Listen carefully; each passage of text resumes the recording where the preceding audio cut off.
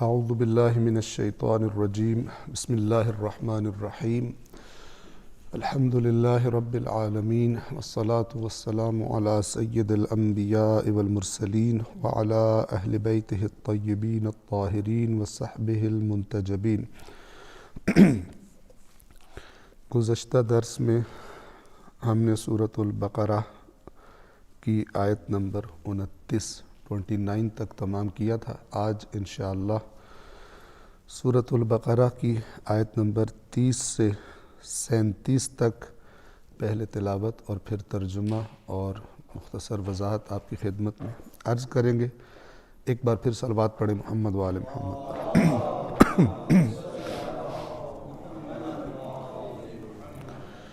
اعوذ باللہ من الشیطان الرجیم بسم اللہ الرحمن الرحیم وَإِذْ قَالَ رَبُّكَ لِلْمَلَائِكَةِ إِنِّي جَاعِلٌ فِي الْأَرْضِ خَلِيفَةً قَالُوا أَتَجْعَلُ فِيهَا مَن يُفْسِدُ فِيهَا وَيَسْفِكُ الدِّمَاءَ وَنَحْنُ نُسَبِّحُ بِحَمْدِكَ وَنُقَدِّسُ لَكَ قَالَ إِنِّي أَعْلَمُ مَا لَا تَعْلَمُونَ وَعَلَّمَ آدَمَ الْأَسْمَاءَ كُلَّهَا ثُمَّ عَرَضَهُمْ عَلَى الْمَلَائِكَةِ فقال أنبئوني بأسماء هؤلاء إن كنتم صادقين قالوا سبحانك لا علم لنا إلا ما علمتنا إنك أنت العليم الحكيم قال يا آدم أنبئهم بأسمائهم فلما أنبأهم بأسمائهم قال ألم أقل لكم إني أعلم غيب السماوات والأرض وأعلم ما تبدون وما كنتم تكتمون وَإِذْ قُلْنَا لِلْمَلَائِكَةِ اسْجُدُوا لِآدَمَ فَسَجَدُوا إِلَّا إِبْلِيسَ أَبَى وَاسْتَكْبَرَ وَكَانَ مِنَ الْكَافِرِينَ وَقُلْنَا يَا آدَمُ اسْكُنْ أَنْتَ وَزَوْجُكَ الْجَنَّةَ وَكُلَا مِنْهَا رَغَدًا حَيْثُ شِئْتُمَا وَلَا تَقْرَبَا هَذِهِ الشَّجَرَةَ فَتَكُونَا مِنَ الظَّالِمِينَ فأزلهما الشيطان عنها فأخرجهما مما كانا فيه وقلنا اهبطوا بعضكم لبعض عدو ولكم في الأرض مستقر ومتاع إلى حين فتلقى آدم من ربه كلمات فتاب عليه إنه هو التواب الرحيم۔ صلوات پڑھیں محمد و آل محمد۔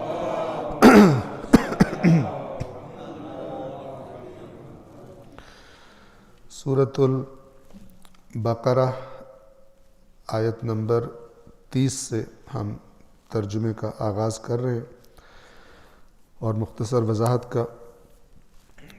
آپ کو یاد ہوگا گزشتہ جو آیت تھی 29، اس میں اللہ تبارک و تعالیٰ نے یہ فرمایا تھا کہ وہی اللہ ہے جس نے زمین میں موجود ہر چیز کو تمہارے لیے پیدا کیا، پھر آسمان کی طرف رخ کیا تو انہیں 7 آسمان بنا دیا اور وہ ہر چیز کا خوب جاننے والا ہے۔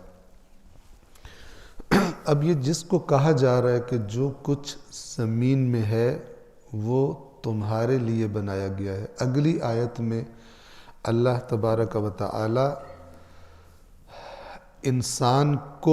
انسان کا تعارف کروا رہا ہے، گویا کہ انسان کی خلقت کس لیے ہے۔ یہ بہت اہم سوال ہے، اہم ترین سوالوں میں سے۔ ہر عقل مند انسان، ہر سنجیدہ انسان، خواہ وہ کسی بھی دین سے تعلق رکھتا ہو یا کوئی دین نہ رکھتا ہو، دین سے مراد آسمانی دین، جو بھی عقل رکھتا ہے، سنجیدہ انسان ہے، وہ کبھی نہ کبھی ضرور سوچتا ہے میں کہاں سے آیا ہوں اور مجھے کہاں جانا ہے اور میں کہاں پر ہوں اور کس لیے ہوں۔ مولا علی علیہ السلام کا فرمان ہے رحم اللہ امرأن، اللہ رحم کرے اس پر، یا اللہ کی رحمت ہو گئی اس پر کہ جس شخص نے علم من عین، کہ جس نے جان لیا کہ وہ کہاں سے آیا ہے، یعنی اس دنیا میں آنے سے پہلے کیا تھا، کہاں تھا، وفی عین، اور کہاں ہے، وَإِلَىٰ عین، اور کہاں جانا ہے اس نے۔ ان تین کی جس نے شناخت کر لی ہے وہ پھر سب سے بیسٹ پرفارمنس دے گا ابھی جہاں پر ہے، تاکہ بیسٹ بہترین نتائج لے سکے۔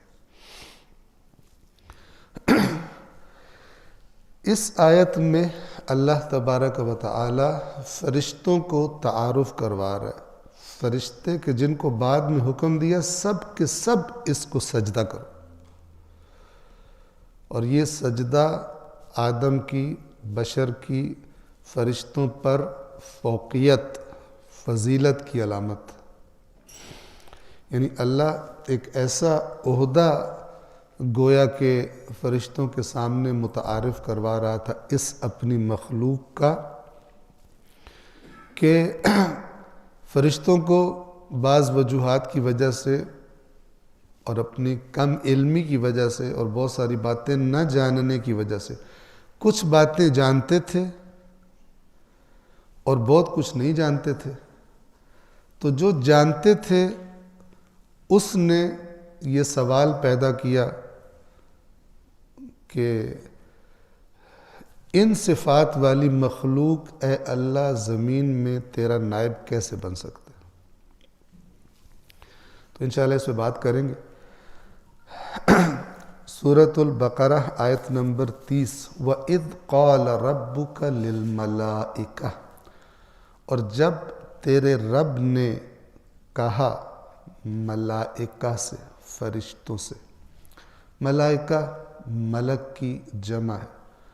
خود یہ جو لفظ ملک ہے آپ کو پتہ ہے، مالک، ملکیت، مملکت، ملک بادشاہ کو کہتے ہیں، ملک، ان تمام الفاظ کے اندر جو اصل معنی پوشیدہ ہے، جو جڑ ہے اس معنی کی، وہ ہے تسلط اور طاقت کی۔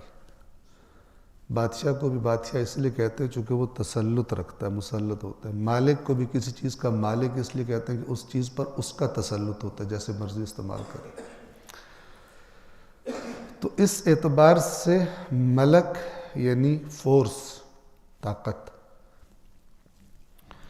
اللہ کی ایسی مخلوق ہے کہ جس کے بارے میں ہم اتنا ہی جان سکتے ہیں جتنا بتایا گیا ان کے بارے میں۔ ان کی مختلف ان کے درجات ہیں، مختلف ذمہ داریاں ہیں۔ اس کائنات کا انتظام و انصرام چلانے والے بہت سارے فرشتے ہیں جو مأمور ہیں، لیکن ان کی خصوصیت یہ ہے فرشتوں کی کہ جو ان کو امر کیا جاتا ہے اس سے ذرہ برابر بھی نافرمانی نہیں کرتے، بالکل جو اللہ کہتا ہے اسے بجا لاتے ہیں۔ فرشتے کے اندر نافرمانی نہیں ہے۔ اور اگر ابھی کبھی آپ نے ایسا قصہ سنا ہو، قصہ بیان کرنے والوں سے، کچھ لوگ ہوتے ہیں وہ دین سے، ان زیادہ تر دین ان کا قصوں پر اور خوابوں پہ چل رہا ہوتا ہے۔ جو بیان کرنے والا شخص، یاد رکھیے، آپ کو قرآن اور صحیح حدیث سے زیادہ قصے اور خواب بیان کریں، سمجھ لیں کہ بندہ فارغ ہے، اس کو خود بھی دین کی حقیقت نہیں پتہ۔ دین خوابوں سے نہیں آتا، نہ ہی دین قصہ گوئی سے آتا۔ دین ان حقائق سے پتہ چلتا ہے جو اللہ تبارک و تعالی نے قرآن کریم میں بیان کیے اور اہل بیت اطہار نے ان کی صحیح احادیث میں جو بیان کیے گئے۔ تو آپ ممکن ہے قصوں میں سنیں، وہ دو فرشتے تھے، وہ زمین پر آئے تو انہوں اور ایک خاتون پہ وہ عاشق ہو گئے، تو پھر یہ ہو گیا، تو پھر اللہ نے الٹے لٹکا دیے، تو یہ سب لغویات ہیں۔ انہیں علماء جو حدیث کے ماہرین ہیں وہ ان کو نام دیتے ہیں اسرائیلیات کا، یعنی وہ حدیثیں کہ جو جب یہودیوں نے، بعض نے اسلام قبول کیا اور بعض نے دل سے کر لیا جو اچھے تھے، اور بعض لوگوں نے بے ایمانی سے کیا اوپر سے، تاکہ اسلام کے اندر لغویات شامل کر دیں، جیسے اپنے دین کی تحریف کی ہوئی تھی، خراب کیا ہوا تھا۔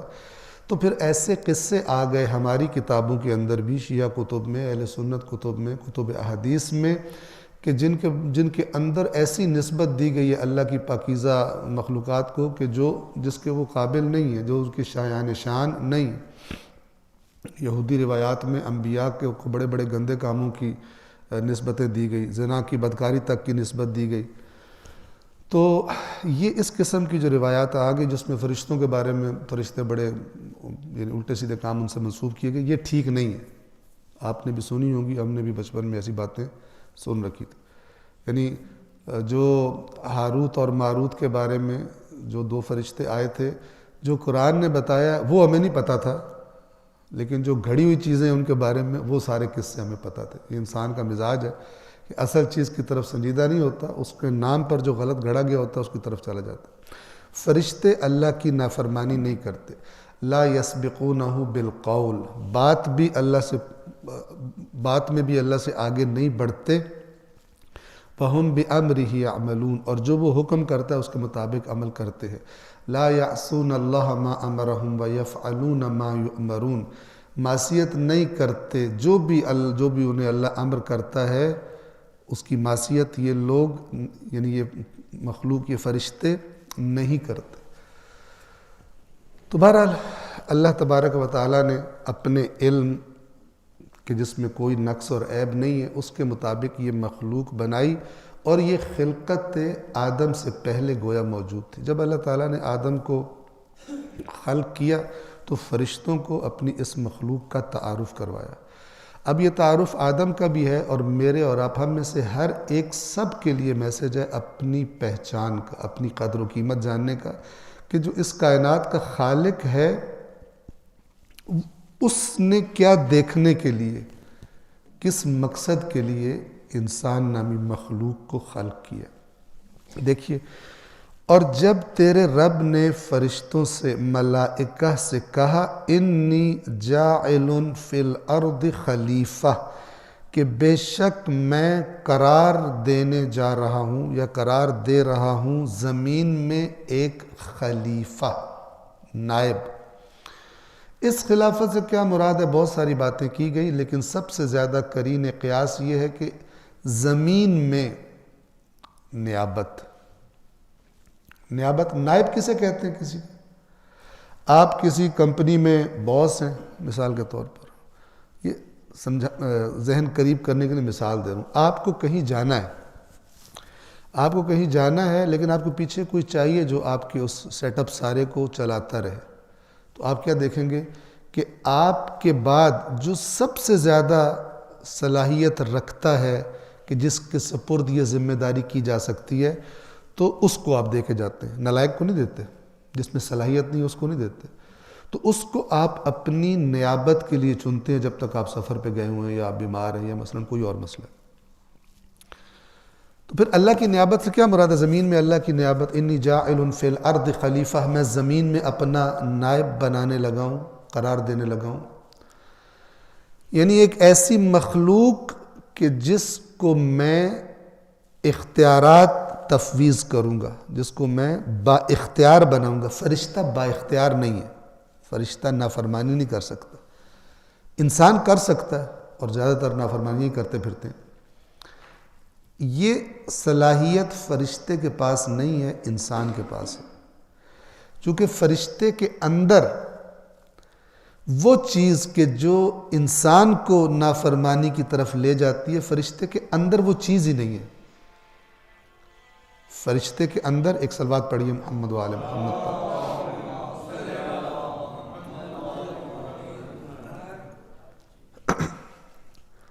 تو جب اللہ نے یہ اناؤنسمنٹ کی، یہ اعلان کیا فرشتوں کے سامنے، میں کمپلیٹ کر دوں تو نائب کون ہوگا؟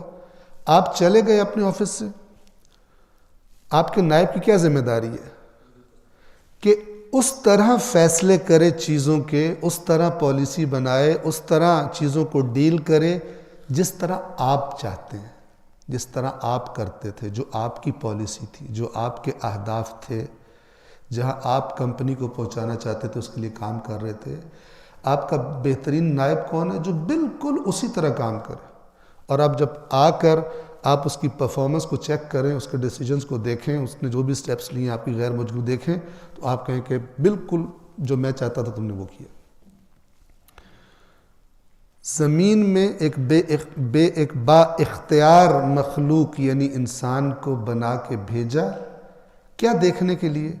یہ دیکھنے کے لیے کہ اگرچہ یہ چاہے تو میرے احکام کے خلاف بھی فیصلے کر سکتا ہے اور ظلم کر سکتا ہے اور نافرمانی کر سکتا ہے، یہ اس کے اندر پوٹینشل رکھا ہوا ہے، لیکن یہ اپنے اختیار سے وہ کرے جو میں چاہتا ہوں۔ جو کچھ ہم میں سے ہر ایک اس کی زندگی کی جو بھی سطح ہے، جس خاندان میں ہے، جس عہدے پر ہے، کسی عہدے پر نہیں ہے، جس زندگی کے شعبے میں بھی تعلق رکھتا ہے، جو بھی کچھ اس کے اختیار میں دیا گیا ہے، اس کے بارے میں اس کا رویہ، اس کے ڈیسیجنز کیسے ہونے چاہیے کہ جن کو دیکھ کر اللہ کہے کہ یہی فیصلہ صحیح تھا، میں یہی چاہتا تھا جو تم نے کیا۔ تو جس انسان کے اندر یہ صفت جتنی زیادہ ہوتی جائے گی وہ اتنا زیادہ خلیفۃ اللہ کہلائے گا، اور جو خدا کی مرضی کے، خدا جو دیکھنا چاہتا ہے اس کے خلاف اپنی زندگی کے ڈیسیجنز کرتا ہے، یا اصلاً خدا کو بھول کے ایک زندگی گزار رہا ہوتا ہے، وہ جو خدا نے اس کے لیے عہدہ رکھا تھا، جس کے لیے بنایا تھا، اس سے وہ اس کی ڈائریکشن تبدیل ہو جاتی ہے، وہ کہیں اور چلا جاتا ہے۔ تو ایک تو یہ آیت انسان کو اپنا مقام بتا رہی ہے کہ تو اپنے آپ کو کچھ سمجھ، اپنی قدر و قیمت کا تجھے پتہ ہے یا نہیں ہے۔ اللہ تبارک و تعالی نے جو کچھ ہے تیرے لیے خلق کیا ہے، اور فرشتوں جیسی مخلوق کو بھی اللہ تبارک و تعالی نے تجھے سجدہ کرایا، یعنی تجھے ان پر فوقیت دی ہے مقام کے اعتبار سے۔ لہٰذا اللہ نے اپنے جو اللہ تعالیٰ کی جو مثلا مخلوقات میں سے برترین ہے، سب میں سے برترین ہے، وہ بھی بشر ہے، ٹھیک ہے، سید البشر ہے۔ حل کنت الا بشرا رسولا، میں کیا ہوں سوائے ایک بشر کے جو رسول ہے۔ تو بشر میں اشہد ان محمدا عبدہ ورسولہ، اللہ کے بندے ہیں اور اس کے رسول ہیں۔ تو اسی جنس سے بشر میں سے اللہ نے برترین جو برگزیدہ ہستیاں ہیں ان کو بھی قرار دیا، وہ بھی اسی جنس سے بشر میں سے اللہ نے قرار دیے، جیسا کہ قرآن مجید نے بڑی واضح طور پر بتایا۔ تو خلاصہ یہ ہے کہ اگر ہم اپنی تخلیق کے مقصد کو مد نظر رکھیں تو ہمیں کوشش کرنی چاہیے کہ ہماری زندگی کا ہر ڈیسیجن اس کو راضی کرے جس نے ہمیں اپنا نائب قرار دیا ہے زمین میں، چاہے تھوڑے اختیارات ہیں، چاہے ایک دو بندوں کا اختیار ہے، چاہے فقط اپنے جسم کا اختیار اور میرے اختیار میں کوئی نہیں ہے، اور چاہے میں کسی ملک کا بادشاہ ہوں اور ایک پورا ملک میرے اختیار میں، دونوں صورتوں میں جو کچھ میرے اختیار میں ہے اس کے بارے میں میرے فیصلے، میرے ڈیسیجنز وہ وہی ہونے چاہیے کہ جو اس کو راضی کریں جس نے مجھے اپنے نائب کے طور پر زمین میں بھیجا ہے، ٹھیک ہے۔ نائب اللہ کہے یہ میرا نائب ہے اور کام سارے پالیسی لیتا ہو ابلیس سے، تو یہ گویا کہ مقصد زندگی، مقصد تخلیق سے دور ہو گیا اور غافل ہو گیا۔ باقی جتنی بھی آیات ہیں قرآن کی جس میں اللہ تعالیٰ یہ بتاتا ہے کہ میں نے کیوں خلق کیا، وَمَا خَلَقْتُ الْجِنَّ وَالْإِنسَ إِلَّا لِيَعْبُدُونَ، میں نے خلق نہیں کیا جنوں کو اور انسانوں کو مگر اس لیے کہ میری عبادت کریں، تو وہ عبادت بھی وہی اطاعت ہے، ٹھیک ہے۔ اور اطاعت کیا ہوتی ہے؟ جو خدا نے کہا وہ کرو، جو تمہارے اختیار کی چیزیں ہیں اللہ کی بات مانو اور وہ کرو جو خدا چاہتا ہے، یہ بھی وہی بات ہے۔ یہ فرمایا الذی خلق الموت والحیات لیبلوکم ایکم احسن عملا، جس نے موت و حیات کا نظام خلق کیا ہے تاکہ تمہیں آزمائے تم میں سے احسن، عمل کے اعتبار سے احسن کون ہے۔ پھر بات وہیں پہ جاتی ہے، یعنی خدا یہ دیکھنا چاہتا ہے کہ تمہاری زندگیاں میری مرضی کے مطابق کتنی زیادہ ہیں، اتنا تم مقصد تخلیق سے قریب ہو۔ اور جو مقصد تخلیق کو بھول جاتے ہیں تو اللہ تعالیٰ بہت بار بار قرآن میں ریپیٹ کرتا ہے، کبھی فرماتا ہے وَمَا خَلَقْنَا السَّمَاءَ وَالْأَرْضَ وَمَا بَيْنَهُمَا بَاطِلًا ذَلِكَ ظَنُّ الَّذِينَ كَفَرُوا، ہم نے آسمانوں اور زمین کو باطل بے مقصد پیدا نہیں کیا، یہ ان لوگوں کا گمان ہے جنہوں نے کفر کر دیا، نظام الہی کا انکار کر دیا۔ فَوَيْلٌ لِّلَّذِينَ كَفَرُوا مِنَ النَّارِ، تو ان کے لیے، ایسے انکار کرنے والوں کے لیے ہلاکت ہے عذاب آتش کی شکل میں۔ وما خلقنا السماوات والارض وما بینہما لاعبین، اور ہم نے آسمانوں اور زمین کو کھیل تماشے کے لیے خلق نہیں کیا، ایسے ہی انجوائے کرنے کے لیے، تھوڑی دیر مزہ لینے کے لیے اس لیے خلق نہیں کیا۔ ما خلقناہما الا بالحق، ہم نے ان کو خلق نہیں کیا مگر مبنی بر حق، یعنی ایک پراپر سنجیدہ مقصد کے تحت خلق کیا ہے۔ وَلَكِنَّ أَكْثَرَهُمْ لَا يَعْلَمُونَ، لیکن اکثریت کے جب ہم دیکھتے ہیں کاموں کو تو لگتا ہے کہ ان کو اس بات کا علم ہی نہیں ہے کہ دنیا میں کس لیے آئیں۔ خود اپنے اہداف، مادی اہداف، آبجیکٹیو سیٹ کیے ہوئے، میں نے پہلے سائیکل خریدنی، پھر میں نے موٹر سائیکل خریدنی، پھر میں نے گاڑی خریدنی، پھر میں نے یہ خریدنا، پھر میں نے ادھر جانا، ادھر، سارے مادی اہداف سیٹ کیے ہوئے۔ وہ جو نیابت الہی ہے، خلافت الہی ہے، اس کے مطابق اپنی زندگی کو پلان نہیں کیا۔ تو بہت لمبی چوڑی بات ہے، ہم یہاں پر اکتفا کرتے ہیں۔ قالوا اتجعل فیہا من یفسد فیہا ویسفک الدماء، فرشتوں نے کہا اللہ سے، اس طرح سے خطاب کیا کہ کیا اے اللہ تو زمین میں اسے قرار دے گا جو فساد کرے گا زمین میں اور خون بہائے گا۔ وَنَحْنُ نُسَبِّحُ بِحَمْدِكَ وَنُقَدِّسُ لَكَ، جبکہ ہم تیری حمد کے ساتھ تسبیح کرتے ہیں اور تیری تقدیس کرتے ہیں۔ قَالَ إِنِّي أَعْلَمُ مَا لَا تَعْلَمُونَ، تو اللہ نے ان کے جواب میں فرمایا کہ میں وہ جانتا ہوں جو تم نہیں جانتے، میں جو اس کو بنا رہا ہوں تو ایسے جو میرے پاس علم ہے جس کی وجہ سے میں بنا رہا ہوں، تو تمہارے پاس وہ علم نہیں ہے جس کی وجہ سے تمہیں بات سمجھ میں نہیں آ رہی۔ فرشتوں کو بالآخر یہ آیت بتا رہی ہے کہ آدم کے بارے میں، انسان کی خصوصیات کے بارے میں کچھ انفارمیشن تھی اور کچھ انفارمیشن نہیں تھی۔ جو اطلاعات ان کے پاس تھیں اس کے مطابق انہیں سمجھ میں نہیں آیا، چونکہ فرشتہ عقل رکھتا ہے، فرشتوں کو لیکن سمجھ میں نہیں آنے کا مطلب یہ نہیں کہ انہوں نے یہ اعتراض کیا تھا، یہ انہوں نے اپنی جو ان کو سمجھ نہیں آ رہا تھا پوچھا تھا، لہٰذا آگے پھر جب اللہ تعالیٰ نے وہ سارا واقعہ جو آگے آ جائے گا تو پھر انہوں نے کہا تھا تو تیری ذات ہر عیب سے پاک ہے، تجھے سب چیزوں کا علم، ہمیں تو وہی ہے جو تو نے ہمیں سکھایا ہوا۔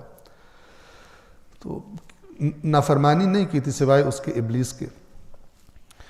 تو یہ جو انفارمیشن ان کے پاس تھی فرشتوں کے پاس، اس محدود علم کے نتیجے میں انہیں بات سمجھ میں نہیں آ رہی تھی کہ اللہ جیسے عادل کا نائب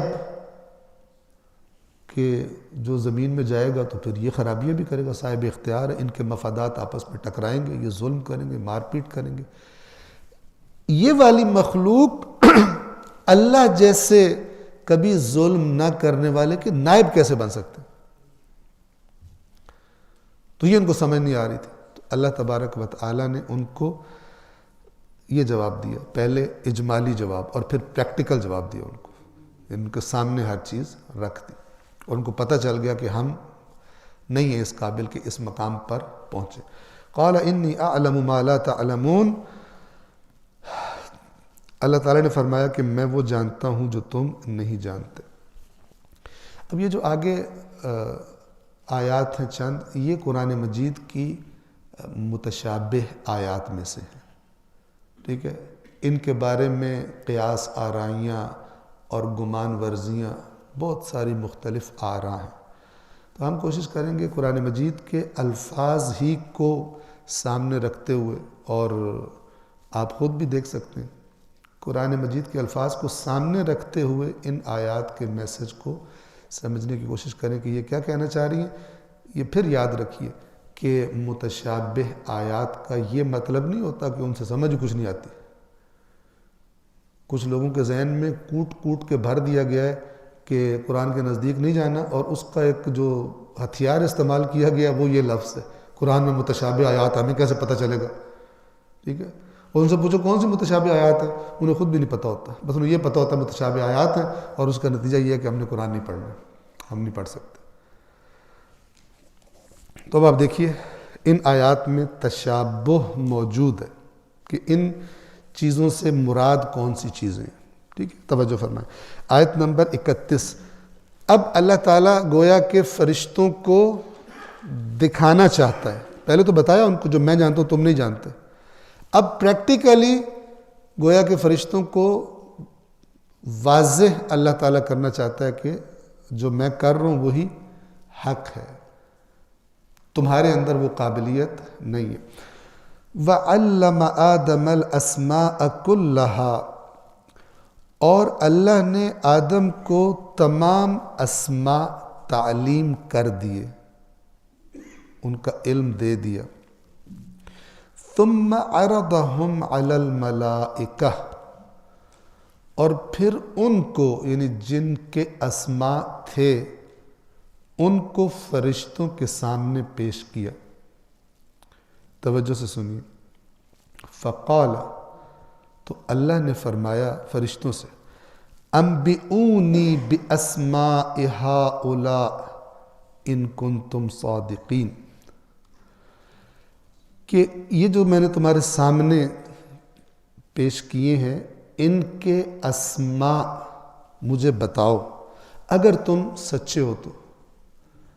سچے ہو تو کس اعتبار سے تم سچے ہو؟ یعنی یہ کیسے نائب ہو سکتا ہے؟ یہ جو تم نے سوال پوچھا ہے اس کے اندر یہ ہے کہ اس میں صلاحیت نہیں ہے. ٹھیک ہے, تو اب یہ جو چیزیں ہیں جو تمہارے سامنے پیش کی گئی ہیں ان کے نام تم بتاؤ. اچھا, نام سے اسماء جمع ہے اسم کی. توجہ کے ساتھ سنیے. اسم, ہر اسم یعنی کسی چیز کا نام وہ اصل میں اشارہ کر رہا ہوتا ہے اس چیز کی طرف جس کا وہ نام ہوتا ہے. ایک تو نام ہے, توجہ کیجئے گا, ذرا سمجھنے والی بات ہے. ایک تو نام جیسے ہم انسانوں کے نام رکھے ہوتے ہیں, ٹھیک ہے, یہ وہ مراد نہیں ہے. یعنی نام سے مراد وہ چیز ہے کہ وہ سن کر, لفظ سن کر اس چیز کی حقیقت ہمارے ذہنوں میں آ جاتی ہے.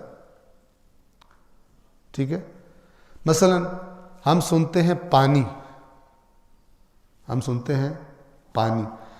اب جیسے پانی کا لفظ سنتے ہیں, یہ اسم ہے پانی,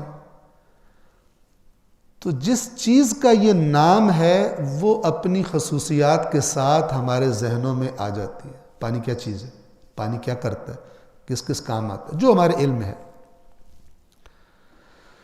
تو نام کو کہتے ہیں اسم, اور جس چیز کا نام ہوتا ہے اسے کہتے ہیں عربی میں مسمی, یعنی جس کا وہ نام ہے. تو اللہ تبارک و تعالی, غور کیجئے, ایسا نہیں ہے کہ زید بکر خالد نام بتائے اور فرشتوں سے کہا تم نام بتاؤ, تو فرشتے بھی زید بکر تو بتا سکتے تھے اگر کوئی ایسے افراد ہوتے. ٹھیک ہے نا, اس طرح کا مسئلہ ہوتا تھا. مسئلہ اس سے آگے کا تھا, اور وہ مسئلہ یہ تھا کہ جن چیزوں کی صلاحیت شناخت کی اللہ نے آدم میں رکھ دی تھی, جو چیزیں اس کے آدم کے اندر رکھی تھی, وہ فرشتوں کے اندر تھی ہی نہیں کہ وہ اس کو فیل کر سکے. سمجھانے کے لیے مثال دے رہا ہوں. مثلا وہ بچہ کہ جو ابھی 5-6 سال کا ہے, ٹھیک, اس کو اگر کہو تمہاری شادی کرائیں, تو ایک جوان بالغ انسان شادی کے لفظ سے جو سمجھتا ہے اور اس کے اندر مثلا جو جذبات ہوتے ہیں وہ اس بچے کے اندر ہے ہی نہیں. ہو سکتا ہے بچہ کہے میری شادی کراؤ, کیوں پوچھو کیوں شادی کرنی ہے تم نے, وہ کیا کہے گا, اس پہ مزے مزے کے کھانے ملتے ہیں, نئے نئے کپڑے ملتے ہیں, اور اس پہ پھول ہوتے ہیں, فلان ہوتے ہیں, بڑا مزہ آتا ہے اس لیے. ٹھیک ہے نا, لیکن اس حقیقت سے آشنا نہیں ہے. اس عمر میں وہ ادراک نہیں رکھتا, اس کے اندر ہے ہی نہیں کہ وہ درک کر سکے کہ کیا ہوتا ہے. توجہ فرما رہے ہیں. تو فرق فرشتوں کی خلقت میں اور آدم کی خلقت میں فرق تھا. مثال کے طور پر مثال دے رہا ہوں, جس کو انسان کہتا ہے شہوت, ٹھیک ہے, ہم شہوت کو اردو زبان میں زیادہ تر جنسی خواہش کے لیے استعمال کرتے ہیں, ایسا نہیں ہے. عربی زبان میں ہر شدید خواہش کو کہتے ہیں شہوت. ٹھیک ہے, شدید خواہش جس اقتدار کی ہو, مال کی ہو, ٹھیک ہے, ظلم کرنے کی ہو, سب کا یہی نام ہے شدید خواہش.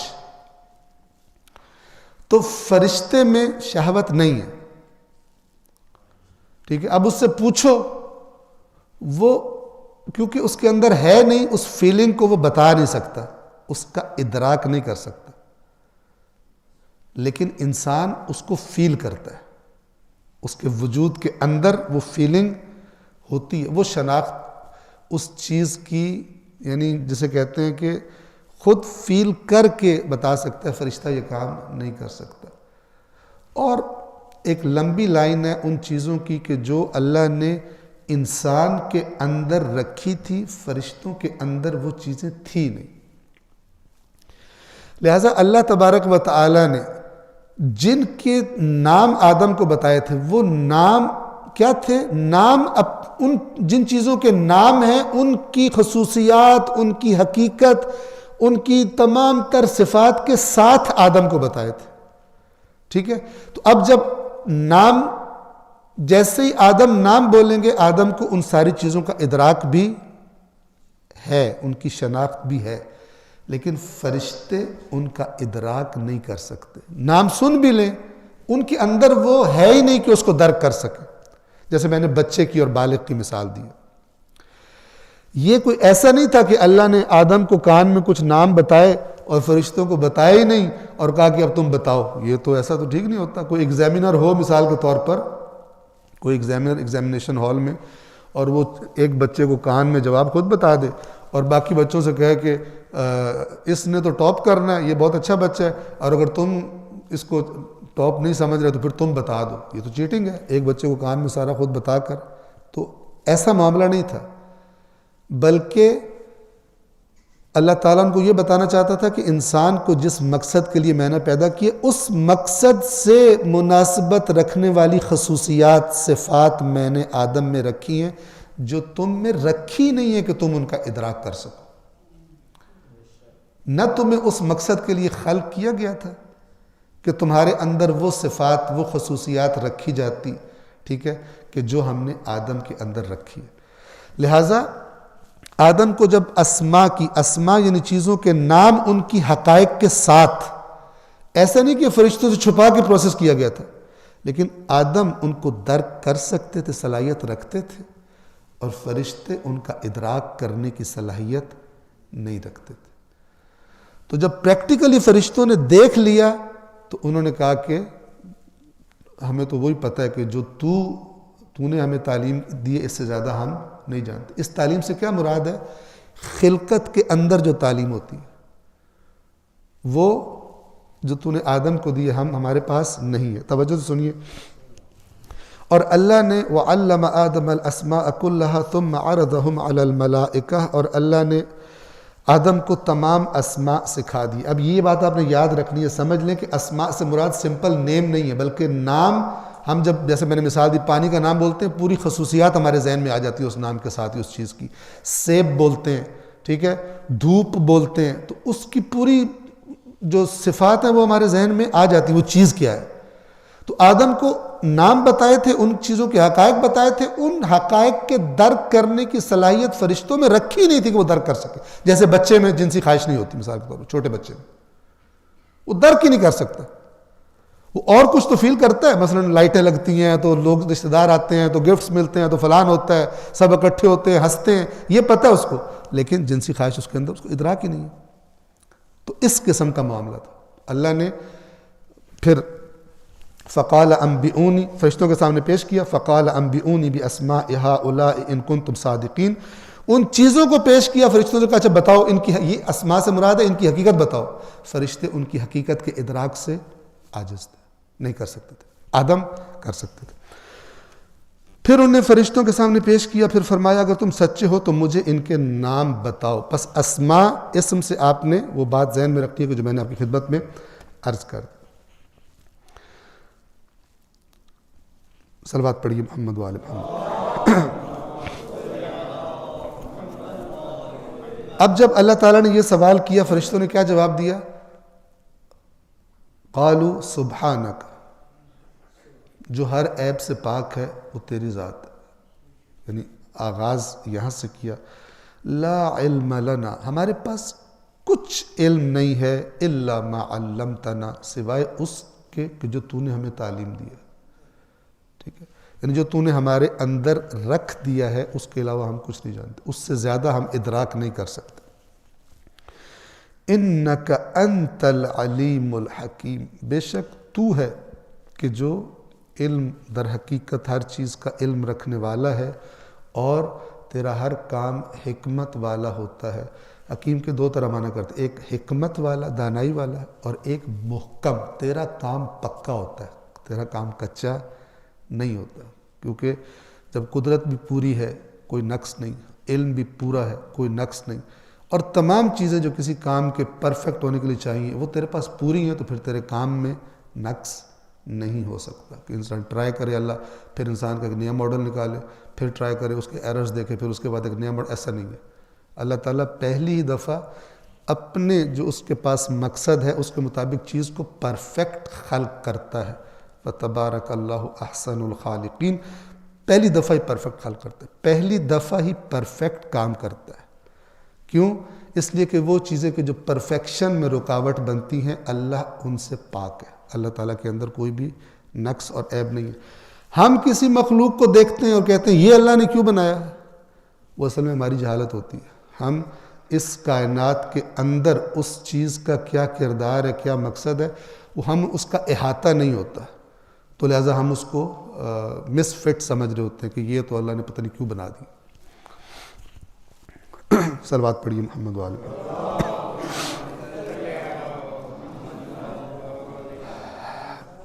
آیت نمبر 33, قال یا آدم انبئہم باسمائہم.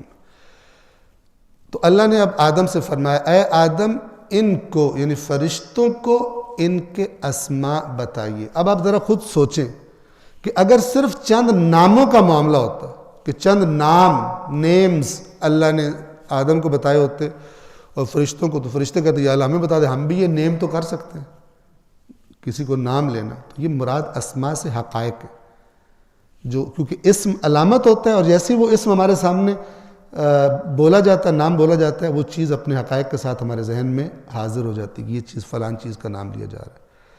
تو جو آدم کو بتائے گئے تھے چیزیں, وہ فرشتوں کو میں نے بار بار عرض کیا کہ ادراک کی صلاحیت ہی ان کے اندر نہیں تھی. اب جب اللہ نے آدم سے کہا کہ ان کو بتاؤ, فَلَمَّا أَنبَأَهُمْ بِأَسْمَائِهِمْ, تو جب آدم نے وہ اسماء ان کو بتا دیے, قال الم اقل لکم انی اعلم غیب السماوات والارض, تو اللہ نے اب فرشتوں سے کہا, آدم کے بتانے سے فرشتوں پر یہ حقیقت واضح ہو گئی کہ یہ اوپر کی چیز ہے, یہی اس کام کے لیے فٹ ہے کہ جو اللہ اس کا تعارف کروا رہا تھا, ان پر واضح ہو گیا. اور چونکہ واضح ہو گیا اسی لیے پھر انہوں نے سر تسلیم خم کر دیا. اور اللہ نے بھی ان سے کہا کہ میں نے تمہیں نہیں کہا تھا کہ بے شک میں ہوں جو آسمانوں اور زمین کے غیب کو جانتا ہے, اور میں جانتا ہوں جو تم ظاہر کر رہے تھے, اور میں جانتا ہوں جو تم چھپا رہے تھے, یا ظاہر کرتے ہو اور چھپاتے ہو, اللہ دونوں چیزوں کو جانتا ہے. ظاہر کرنے سے کیا مراد ہے؟ سوال کہ یا اللہ تو اس کو بنائے گا کہ جو فساد کرے گا, یعنی وہ ان باتوں کو پوائنٹ آؤٹ کیا فرشتوں نے جو اللہ کی ذات جو عادل ہے, ظلم نہیں کرتا, اس کے نائب کو بالکل زیب نہیں دیتی, کہ جو بادشاہ ہے وہ تو عادل ہو, جو نائب ہے وہ ظالم ہو. تو یہ کیسے ہو سکتا ہے سوال. اور دل میں کیا تھا کہ یعنی یہ جو ہے اس قسم کی حرکت کرنے والا, یہ تیرا نائب کیسے بن سکتا ہے؟ تو اللہ تعالیٰ نے فرمایا کہ میں جانتا ہوں. اور بعض نے یہاں پر یہ کہا کہ یہ جو تم دل میں چھپا رہے تھے, کیونکہ اس وقت ابلیس بھی ان میں شامل تھا, ان کے ساتھ رہنے کی اس کو اجازت تھی, تو اس کی طرف یہ اشارہ ہے کہ ظاہر میں وہ فرشتوں کا ہم آواز تھا, لیکن اس کے دل میں جو بات تھی, بعد میں جب اللہ نے حکم دیا سجدے کا, تو فرشتے تو چونکہ واقعاً اطاعت گزار تھے, انہوں نے تو کر دیا, اور اس کے اندر جو پرابلم تھا وہ ظاہر ہو گیا, اس کی نافرمانی کی شکل میں سامنے آ گیا, جو اس کے اندر چھپا ہوا تھا. ایک مرتبہ پھر صلوات پڑھیں محمد والے.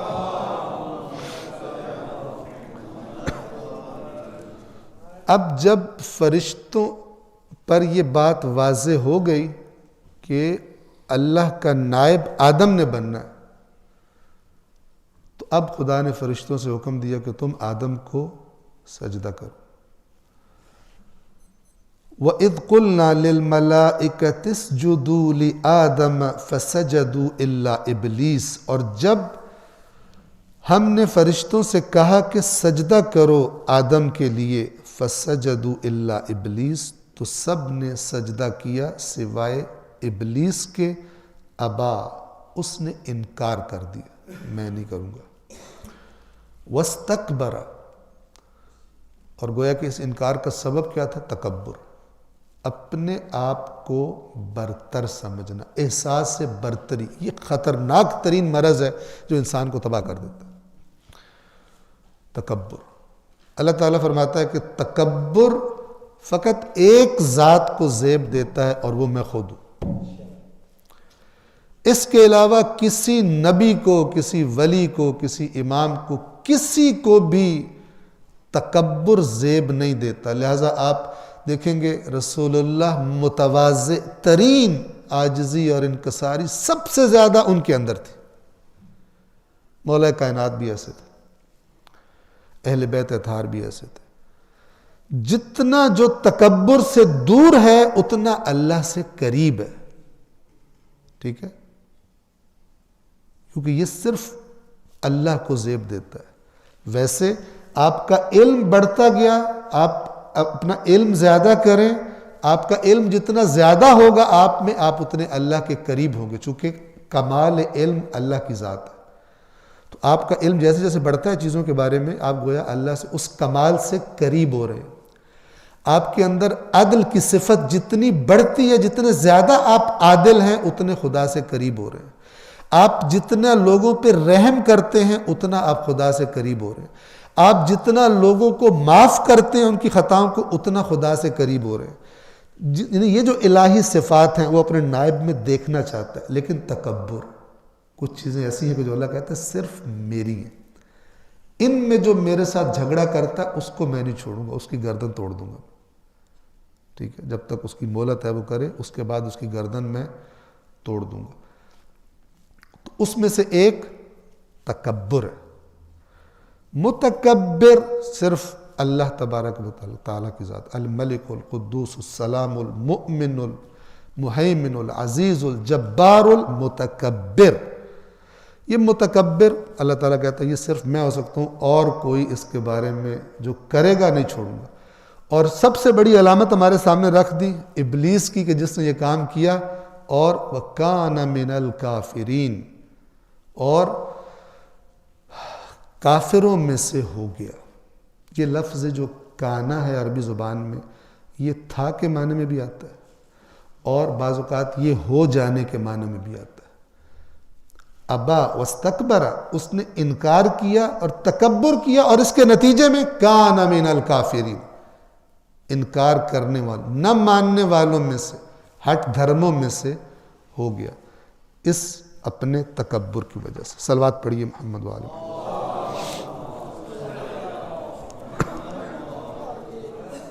وَقُلْنَا، آیت نمبر 35، وَقُلْنَا يَا آدَمُ اسْكُنْ أَنْتَ وَزَوْجُكَ الْجَنَّةَ، اور ہم نے کہا اے آدم سکونت اختیار کر لے تو اور تیری زوجہ. کہاں؟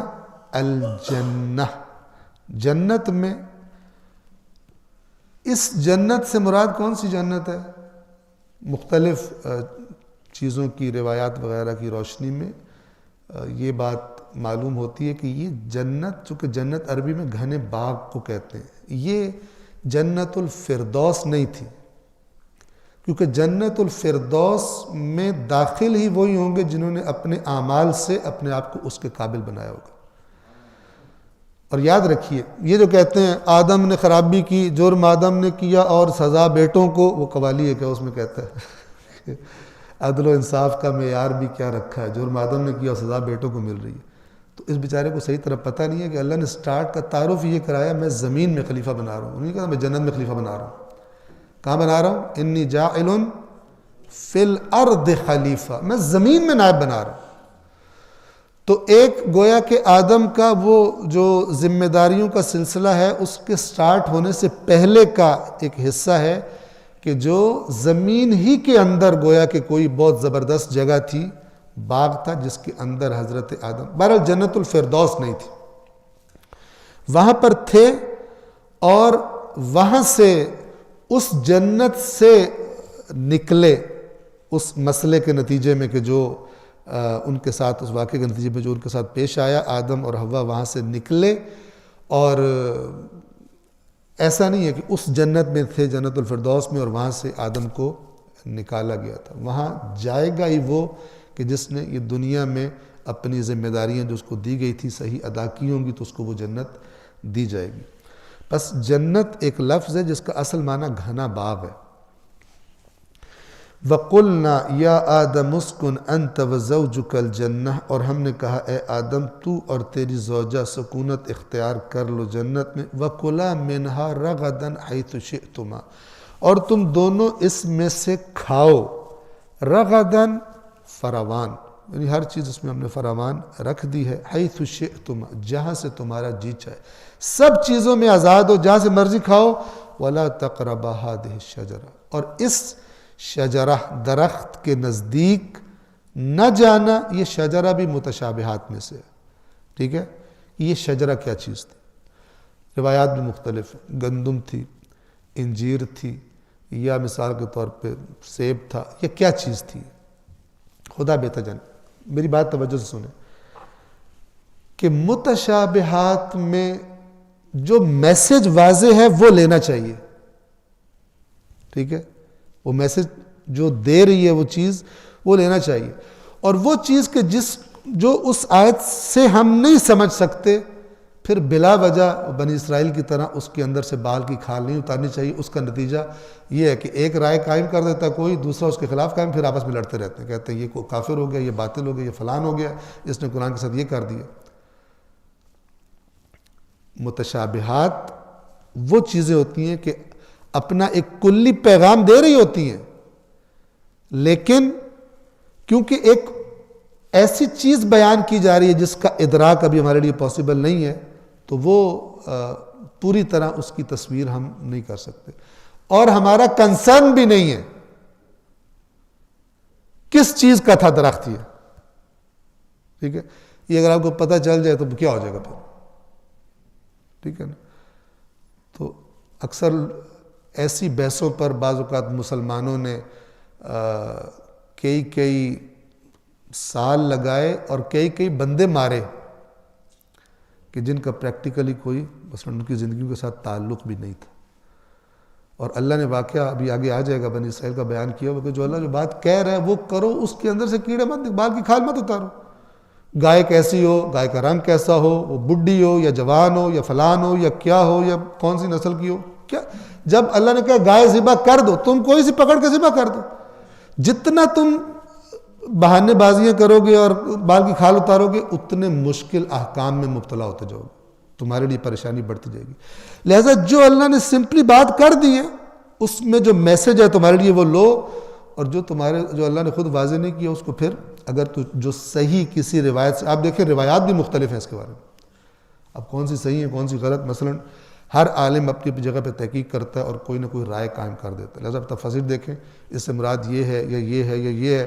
کچھ جو ہے وہ انہوں نے حتیٰ کہ کہا کہ یہ شجرہ سے مراد یہ تھی کہ ایک دوسرے کے قریب نہیں جانا، جو میاں بیوی کا تعلق ہوتا ہے وہ قائم نہیں کرنا، ٹھیک ہے، اور وہ شجرۃ الخلد جو شیطان نے کہا تھا کہ میں تمہیں ہمیشہ رہنے والے درخت کی طرف کروں، یعنی تم تو مر جاؤ گے، تمہاری اولاد ہوگی تو تم ہمیشہ رہو گے اولاد کی شکل میں، تو آدم اور حوا جو تھے وہ ایک دوسرے کے قریب گئے، اور جناب وہ شجرہ سے مراد یہ ہے کہ اس شجرے سے منع کیا تھا اللہ نے، یہ تم نے قریب نہیں جانا ایک دوسرے کے، خدا بند عالم بہتر جانے۔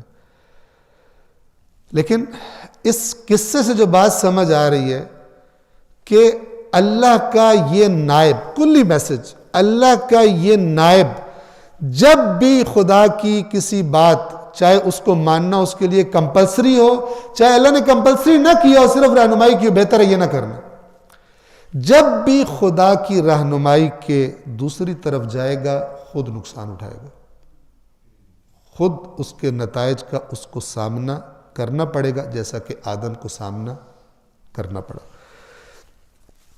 وَلَا تَقْرَبَا هَذِهِ الشَّجَرَةَ، اور اس درخت کے نزدیک نہ جانا، فَتَكُونَا مِنَ الظَّالِمِينَ، اگر تم جاؤ گے اس کے قریب تو ظالموں میں سے ہو جاؤ گے۔ میں اس صفحے کو تمام کر لوں، پھر یہ جو حضرت آدم علیہ السلام کی معصیت کا معاملہ ہے، یہ ہمارا عقیدہ ہے کہ انبیاء معصوم ہوتے ہیں۔ اللہ تعالیٰ کہہ رہا ہے تو ظالموں میں سے ہو جائے گا، تو کیا مراد ہے؟ تو انشاءاللہ وقت کچھ بچے گا تو میں اس کی وضاحت آپ کی خدمت میں عرض کروں گا۔ ایک مرتبہ پھر صلوات پڑھیں محمد وآل محمد۔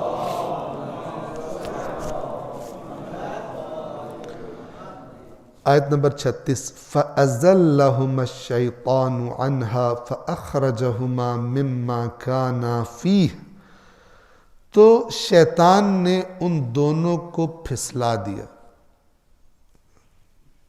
معنی واضح، گویا کہ شیطان نے ایسے چیزیں ان کے سامنے پیش کی، ایسا وسوسہ کیا کہ وہ دونوں پھسل گئے۔ پھسلنے سے کیا مراد ہے؟ ایسا نہیں کہ کوئی وہاں پہ کیلے کا چھلکا پھینک دے تو سلپ ہو گئے، ٹھیک ہے؟ انسان خواہشات سے سلپ ہوتا ہے، اپنے راستہ جس راستے پہ جا رہا ہے اس سے سلپ ہو جاتا ہے، یعنی ادھر ادھر چلا جاتا ہے۔ اور جب ان کو پھسلا دیا، فَأَخْرَجَهُمَا، تو شیطان نے ان دونوں کو نکال دیا، نکلوا دیا جنت سے۔ اب دیکھیں، اللہ نے کہا نکل جاؤ، اور یہاں پہ کیا کہا جا رہا ہے؟ فَأَخْرَجَ، شیطان نے نکلوا دیا ان کو، ٹھیک ہے نا؟ یہ نکال دیا اس کا معنی بنتا ہے۔ تو اصل حکم اللہ کا چلتا ہے، قانون اللہ کا ہے، لیکن اس کا سبب شیطان کی یہ حرکت بن گئی ان کے لیے۔ جب سبب وجود میں آ جائے، ٹھیک ہے، اب چاہے وہ میں اپنے اختیار سے کروں، چاہے کسی دوست کے کہنے پہ وہ حرکت کر دوں، کہ جس کا ایک نتیجہ اللہ نے رکھا ہوا ہے، تو وہ خدا کا قانون میرے اوپر ایکٹیو ہوگا اور وہ نتیجہ مجھے فیس کرنا پڑے گا، سامنا کرنا پڑے گا۔ پھر میں کہتا رہوں کہ مجھے دوست نے کہا تھا تو یہ ہو گیا، تو وہ فلان نہیں، جو کرے گا اس کا نتیجہ بھی، اللہ کا قانون تبدیل نہیں ہوتا۔ تو کیونکہ سبب شیطان بنا تھا، لہٰذا اللہ تعالیٰ نے اس کی طرف یہاں پہ نسبت دی ہے کہ شیطان نے ان کو نکلوا دیا وہاں سے، مما کان فیہ، اس جگہ سے جہاں پر وہ دونوں تھے، وَقُلْنَا اهْبِطُوا بَعْضُكُمْ لِبَعْضٍ عَدُوٌّ، تو ہم نے کہا کہ نیچے اتر جاؤ، اتر جاؤ اس حالت میں کہ تم ایک دوسرے کے دشمن ہوگے۔ اب یہ ایک دوسرے کے، ایک تو جو اہبتو کا معنی ہے جمع کا لفظ ہے، اگر صرف آدم اور حوا کے لیے ہوتا تو جیسے ہے نا یہ آیا ازلہما، دو کا لفظ ہے۔ اب آپ عربی سے چونکہ آشنا نہیں، میں آپ ویسے عرض کروں آپ کی خدمت میں، عربی زبان میں واحد کے لیے الگ لفظ ہوتا ہے اور دو کے لیے ایک الگ لفظ ہوتا ہے، اور دو سے زیادہ کے لیے الگ ہوتا ہے، دو سے زیادہ کو جمع کہتے ہیں، جبکہ ہم اردو میں اور انگلش میں بھی سنگولر پلورل ہوتا ہے صرف، اور اردو میں واحد جمع ہوتی ہے، لیکن عربی میں ایک اور ہوتا ہے بیچ میں، اسے کہتے ہیں تثنیہ، دو کے لیے الگ لفظ ہوتا ہے۔ تو یہاں پہ جو لفظ ہے اہبتو، یہ دو سے زیادہ کے لیے۔ تو اس سے مراد کیا ہے؟ اس سے مراد یہ ہے کہ یعنی تھے تو آدم اور حوا، لیکن گویا خطاب آدم کی پوری ذریت سے، پوری نسل سے ہے کہ اس زمین میں تم ایک دوسرے کے ساتھ دشمنیوں کے ساتھ رہو گے۔ اور ہم دیکھ رہے بھی ہیں آج کل جتنے ممالک ہیں، فلان ہیں، زیادہ تر بعض تو دوستی بھی اس لیے کرتے ہیں تاکہ دشمنی کر سکیں، ٹھیک ہے، استفادہ کر سکیں، ان کے وسائل پر خود قبضہ کر سکیں۔ دنیا میں آج طاقتور ملکوں کی کمزور ملکوں سے دوستیاں کس لیے ہیں؟ کہ ان کے مفادات پورے کر سکیں۔ تو بہرحال یہ دنیا میں صورتحال رہے گی، بعضکم لبعض عدو، ایک دوسرے کے دشمن ہوگے۔ تو اللہ نے فیصلہ کر دیا، وَلَكُمْ فِي الْأَرْضِ مُسْتَقَرٌ وَمَتَاعٌ إِلَىٰ حِينٍ، اور تمہارے لیے زمین میں ایک معین وقت تک، مستقر کہتے ہیں قرار کی جگہ کو، ٹھکانہ، رہنے کی جگہ ہے، وَمَتَاع، متاع کہتے ہیں کسی چیز کو استعمال کرنا اپنے فائدے کے لیے، اس سے لذت لینا۔ تو اس زمین میں تمہاری لذتیں اور فوائد کی چیزیں بھی ہیں استعمال کی، اور تمہارا ٹھکانہ بھی ہے، لیکن کب تک؟ الی حین، ایک معین وقت تک، ہمیشہ کے لیے دنیا میں تمہارا ٹھکانہ نہیں ہے۔ اور اس کے بعد آج کے لیے جو آخری آیت ہے، آیت نمبر 37، فَتَلَقَّى آدَمُ مِن رَبِّهِ كَلِمَاتٍ فَتَابَ عَلَيْهِ، تو آدم نے اپنے رب سے کچھ کلمات یعنی اللہ نے عطا کیے اور آدم نے وہ ان کا استقبال کیا، گویا کہ قبول کیے، آدم نے سیکھے سادہ لفظوں میں، اور ان کلمات سے گویا آدم نے اللہ سے توبہ طلب کی، فتاب علیہ، تو اللہ نے بھی وہ توبہ قبول کر لی، انہ هو التواب الرحیم، اور پھر اللہ گویا کہ اپنے رحمت کے جوش میں یہ کہتا ہے کہ بہت زیادہ وہ توبہ قبول کرنے والا، بہت جلدی، تواب مبالغے کا لفظ جس میں بہت زیادہ کسی چیز کا ہونا کا اشارہ ہوتا ہے، تواب بہت زیادہ توبہ قبول کرنے والا، اور رحیم، رحیم سے مراد خصوصی رحمت ہوتی ہے، یہ وہ رحمتیں ہیں کہ جو توبہ کرنے والوں کو ہی ملتی ہیں، وہ توفیقات ہیں، وہ چیزیں کہ جو انہی کو ملتی ہے کہ جو توبہ کر لیتے، خصوصی رحمت اللہ کی، تو اللہ ایسا کرنے والا ہے کہ جو توبہ کر لے تو پھر خداوند عالم کی طرف سے کوئی کمی نہیں آتی، اپنی امید سے بڑھ کر بندہ اس کو قبول کرنے والا اور رحمتیں اور توفیقات دینے والا پاتا ہے۔ ایک صلوات پڑھیے محمد وآل محمد۔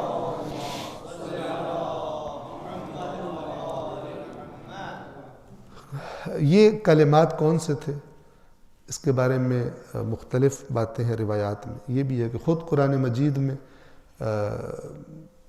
جہاں پہ یہ آتا ہے کہ اللہ تبارک و تعالیٰ سے آدم اور حوا نے یہ ان الفاظ میں دعا مانگی تھی، ربنا ظلمنا انفسنا، اے پروردگار ہم لوگوں نے اپنے نفسوں پر اپنے آپ پہ ظلم کیا، وَإِن لَمْ تَغْفِرْ لَنَا وَتَرْحَمْنَا لَنَكُونَنَّ مِنَ الْخَاسِرِينَ، اور اگر تو نے ہماری مغفرت نہ کی اور اگر تو نے ہم پر رحم نہ کیا تو ہمارے ہاتھ پلے کچھ بھی نہیں رہے گا، ہم خسارہ اٹھانے والوں میں سے ہو جائیں گے۔ یہ الفاظ بھی ہیں، اور یہ ایک روایت میں ابھی بیان کر رہا ہوں کہ یہ در منصور کتب اہل سنت میں سے ایک کتاب ہے، اس میں ابن عباس کی ایک روایت ہے کہ میں نے رسول اللہ صلی اللہ علیہ وآلہ وسلم سے ان کلمات کے بارے میں سوال کیا، صلوات پڑھیے بلند آواز سے رسول اللہ کی ذات اقدس پر، صلی اللہ علیہ وسلم،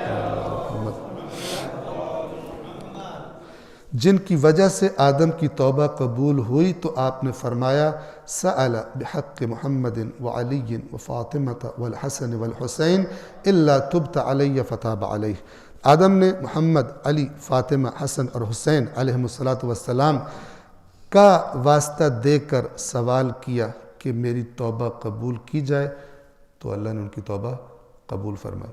تو یہ بھی روایت موجود ہے، تو آیا وہ مراد ہے یا یہ مراد ہے؟ تو جب ایسی چیزیں ہوں کہ جن کے آپس میں کوئی ٹکراؤ نہ ہو تو دونوں کو جمع کیا جاتا ہے، اور جمع کرنا ہی سب سے بہتر ہوتا ہے، مگر یہ کہ کوئی ایسی بات ہو جو قرآن کی کہی ہوئی کسی بات کے خلاف جا رہی ہو، اگر خلاف نہ ہو، ٹکراؤ نہ ہو، تو پھر روایات کو جمع کیا جاتا ہے کہ گویا کہ آدم نے وہ دعا بھی مانگی اور یہ واسطہ بھی دیا، اور اللہ تبارک و تعالی نے حضرت آدم علیہ السلام کی توبہ کو قبول فرمایا۔ صلوات پڑھیے محمد وآل محمد۔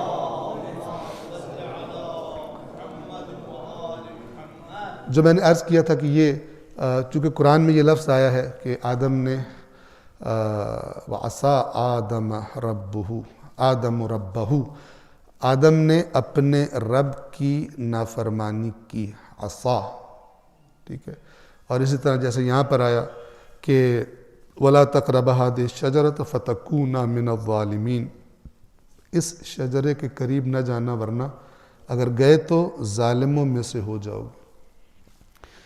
قرآن مجید کی جو زبان ہے، یاد رکھیے، توجہ کیجیے، وہ زبان ہے اور الفاظ کے اسی طرح استعمالات ہیں کہ جس طرح عام عرب کے معاشرے کے لوگ استعمال کرتے تھے، اس میں محاورے بھی ہوتے تھے، ضرب المثل بھی ہوتی تھی، استعارے ہوتے تھے، مختلف چیزیں ہوتی تھیں۔ تو میں آپ کو ایک مثال دے رہا ہوں، کیونکہ اگر ہمارا عقیدہ ہے کہ انبیاء معصوم ہیں تو پھر عصا کا لفظ جو ہے وہ تو خلاف عصمت ہے۔ تو میں آپ کی خدمت میں ایک مثال عرض کرتا ہوں، اور وہ ایسی مثال ہے کہ جو میں نے خود اپنی آنکھوں سے دیکھی ہوئی، یعنی میرے سامنے ہوئی، تو میں بیان کروں گا، آپ بھی اس کو بڑے آرام سے فیل کر سکتے ہیں کہ ایسا کب ہوتا ہے۔ ہمارے ایک جاننے والے تھے، ان کے 2 بیٹے تھے، اور ایک بیٹا جو تھا وہ اپنی کلاس میں ٹاپ کرتا تھا، فرسٹ آتا تھا، اور ان کا جو دوسرا بیٹا تھا وہ پیچھے سے ٹاپ کرتا تھا، یعنی کلاس کے جو ہے وہ اینڈ سے ٹاپ کرتا تھا. مثلا اگر 40 بچوں کی کلاس ہے تو وہ اس نے پوزیشن پچھلی سنبھالی ہوتی تھی. ٹھیک ہے،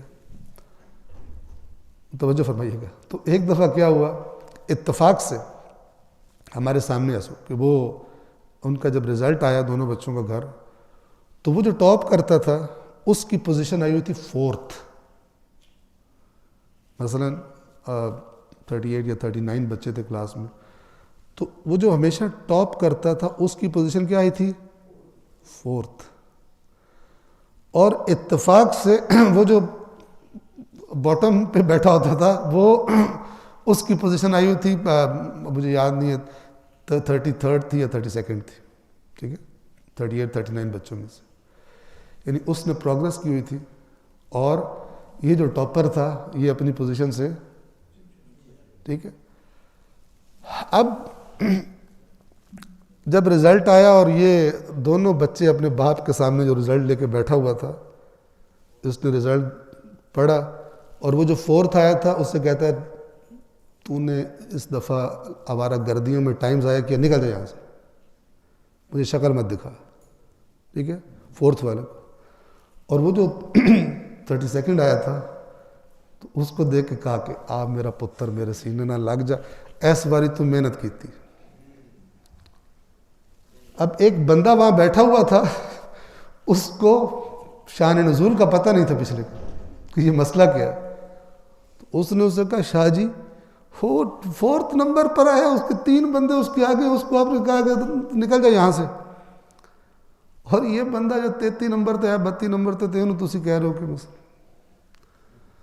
تو اس نے اسے بتایا کہ تجھے پتہ نہیں ہے، اس سے ایکسپیکٹیشن بہت اوپر کی ہے، جو اس کا مقام ہے اور جو اس کی توقع ہے، ٹھیک ہے، یہ اس سے تھوڑا سا پیچھے ہٹا ہے، اس لیے میں سختی کر رہا ہوں تاکہ یہ الرٹ رہے. لفظ وہی ہیں، نکل جا. ٹھیک ہے، لیکن ایسا نہیں ہے کہ یہ فیل ہوا ہے، اس کو نکالا جا رہا ہے، لیکن جو اس کی پوزیشن ہے اس کے مطابق وہ لفظ بولا گیا. توجہ فرما رہے ہیں؟ تو نافرمان ہے، تو نے اس دفعہ میری نصیحت پور صحیح طرح نہیں مانی، نکل جائے یہاں سے.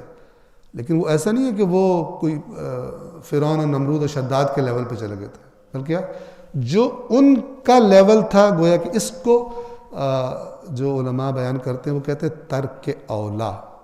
ترک اولا، ترک اولا کیا ہوتا ہے؟ یعنی یہ جو کام آپ نے کیا ہے اس سے اچھا والا کام ایک اور تھا، وہ آپ نے نہیں کیا. یعنی جو نسبتاً تھوڑا سا ٹاپ سے کم والا درجہ تھا وہ کیا ہے، لیکن چونکہ آپ سے ایکسپیکٹیشن بہت زیادہ ہے لہذا آپ نے نافرمانی کر دی. یہ کیونکہ میں نے اپنی آنکھوں سے منظر دیکھا ہوا تھا، یہ جو 4th پوزیشن پہ آیا اسے کہہ رہا ہے نکل جا، تو نافرمان ہے، تو نے ضرور آوارہ گردی میں ٹائم ضائع کیا. اور 32 نمبر پہ جو آ رہا ہے اسے کہہ رہا ہے میرا پتر اس دفعہ تو نے محنت کی، خوش کر دی دل تو نے بابا کا. جس کو نہیں پتہ سچویشن کہ یہ دونوں کس کس وادی کے آدمی ہیں اور کیوں ایک کی تعریف ہو رہی ہے ایک کی مذمت ہو رہی ہے، وہ بات کو نہیں سمجھتا. ٹھیک ہے نا. لیکن جس کو پتہ ہے کہ یہ بچہ ذرا ہمیشہ فیل ہوتا تھا، تھوڑا اوپر آیا، اس کو ترغیب دلائی جا رہی ہے، اور وہ اوپر ہوتا تھا ٹاپ پر، تھوڑا نیچے گیا اس لیے اس کو تھوڑا سختی سے کہا جا رہا ہے. تو اس کو اصطلاح میں اس کے لیے ترک اولا کا لفظ استعمال کیا جاتا ہے. لیکن یہ یاد رکھیں کہ یہ نہیں کہنا چاہیے کہ جو لفظ اللہ نے استعمال کیا ہے اس لفظ کا معنی ہی کوئی اور ہے. ٹھیک ہے نا، وہ معنی وہی ہے. اس بات کو سمجھا جائے کیوں نافرمانی کہی جا رہی ہے. ٹھیک ہے نا. چونکہ نافرمانی کہنا ضروری نہیں ہوتا کہ بچہ فیل ہوا ہے تو اس کو نافرمانی کہا جا رہا ہے. ٹھیک ہے نا. بعض اوقات جو بہت لائق ہوتے ہیں وہ جب اپنی ایکسپیکٹیشن سے تھوڑا سا نیچے اتریں تو انہیں بھی سخت الفاظ بولے جاتے ہیں. ٹھیک ہے، لیکن اس کے بولنے کا مطلب یہ نہیں ہوتا کہ یہ الفاظ جیسے ایک مجرم کے لیے بولے جاتے ہیں اسی طرح ان کے لیے بولے جا رہے ہیں. یہ مثال دینے کا مقصد میرا آپ کی خدمت میں یہی تھا. صلوات پڑھیے محمد وآل محمد.